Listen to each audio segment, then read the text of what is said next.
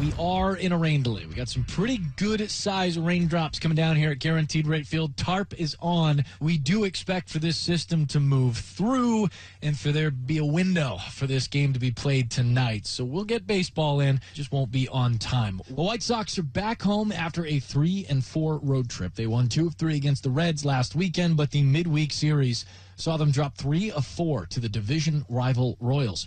Tonight, of course, about the return of Jose Abreu. Makes his first appearance at 35th and Shield since signing with the Houston Astros during this offseason. In 9 years, Abreu was a Rookie of the Year and an MVP. He made 2 All-Star teams. He won 3 Silver Sluggers. He's 3rd all-time on the White Sox career home run list. And here he comes onto the field, and he just pumped his fist in the air to the crowd and then raced back into the tunnel.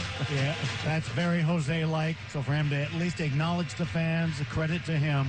And then he went right back down in that little burrow of the dugout and joined his new team. Michael Kopech makes his 8th start of the season, 3rd at home, 1st against the Astros, 37 2/3 innings, a 5.97 ERA. Home runs have been the issue. Last time out against the Cincinnati Reds, he gave up 4 earned on 4 home runs. He struck out 2, walked 1. A 2-out, 4-pitch walk to Alvarez, and it'll bring up Kyle Tucker. He takes strike call. He thought that one might have been a little high. Mark Wegner thought it was just fine. And do we have an ejection from the dugout? We have some arguing with the dugout. We do. It's Brian Snitker's son, the younger Snitker, that got ejected. And he didn't last long in this one. Boy, you sit through the rain delay, and then you give yourself not even a half inning before you get the boot. Full count. The stretch by Kopech, and the next 3-2. Swing and a miss, strike 3. 97 to get him. So he works around the 2-out walk. The Astros do not score. The Sox are coming up. J.P. France starts for the Astros. He made his Major League debut just the other week. Seattle beat them, but it was a good start for France. 5 scoreless innings, 3 hits, a walk. He struck out 5, 85 pitches for the 28-year-old rookie. 2 out and nobody on for Andrew Vaughn, right-handed hitting first baseman, batting .255. 2-1 pitches popped high in the air. Abreu and Maldonado converge. It will be Abreu who takes charge, and that will do it for the White Sox in the bottom of the first. Jose Abreu will lead things off for the Astros in the second inning. Here he is, 9 years with the White Sox, and he will get a nice ovation.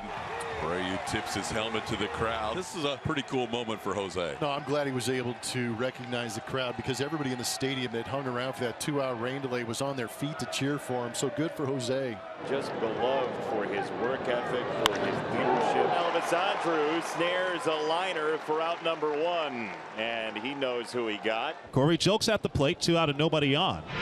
Swing and a foul tip, strike 3, and Kopech is letting the Astros dugout have it, and they're giving it right back, and he just kind of waves them off. So we've got some verbal jousting early on after an inning and a half. 0-0. No score, Astros and White Sox as we go to the bottom of the second. 1 out and no one on for center fielder Luis Robert Jr. That ball's crushed. Left center field. Way out of here. 3-1's tasty too sometimes. Yeah, I wanted to swing at 3-0, but he swung at 3-1 and had the same result. A monstrous home run, his 9th of the year. He's driven in 24. That a no-doubter when he left the bat. Sox have the early lead in this one, and it was 4:28. A blast off the bat of Luis Robert Jr. See, the hat and coat is a tremendous look for him. The White Sox strike for the game's first run. Luis Robert Jr. with a long homer, and after 2, White Sox 1, Astros nothing. Here's Pena. He flew out to center field his last time up. If he does that again, the Astros will be able to score with Tucker good speed on third base and less than 2 outs. He does. He hits one to right, deep enough you would think. Hazley makes the catch. Tucker with the tag. Hazley's throw not in time. We're tied up at 1. Jeremy Pena with a sac fly on a line drive on an 0-2 pitch ties the game up. It was actually a gift for Jeremy Pena to be able to put that ball in play. Still got to give him credit for doing that, driving it deep enough into the outfield. Tie ball game. 21 runs batted in, 3rd on the team. And that'll do it for the Astros in the 4th. 1 run on no hits, 1 man left. And we'll go to the 5th now as the Astros 1 and the White Sox 1. 6 walks issued by Kopech. So 2 outs and 2 men on for Kyle Tucker, who has struck out, walked, and scored the only run so far for the Astros. Tucker slices one the other way. Benintendi a long run towards the corner. Sliding attempt. It's a fair ball. Maldonado will score. Bregman being held up. And the Astros take a 2-1 lead. Benintendi tried to make a sliding catch. Tucker ends up with an RBI double. The Astros get their first base hit and take advantage of the 2 walks in this inning. At least one of those walks coming around to score. Astros get their first hit of the game, and it was almost a great play by Benintendi as he couldn't quite come up with that sliding catch. That will be the final batter Michael Kopech will face tonight. The first hit allowed, but 6 walks, 2 of them came around to score, and he'll leave with second and third and 2 outs in the 5th inning. The Astros take the lead on Tucker's RBI double, and after 4.5, Astros 2, White Sox 1. There are 2 outs. Jolks in scoring position for Maldonado, who has walked, scored, and struck out. Maldonado with a base hit down the left field line. Jolks can walk home. Maldi makes it a 3-1 game with an RBI double. 8 hits in his last 8 games for the Astros starting catcher. An RBI double for Maldonado and a 3-1 Astros lead. Dubon 0 for 2 with a walk. He struck out his last time. This ball into left field. That'll be down. That's going to head to the wall. Maldi can walk home. Dubon with an RBI double. Back-to-back 2-out RBI doubles for Martin Maldonado, and Mauricio Dubon is now a 4-1 game. Dubon just goes down and barrels it.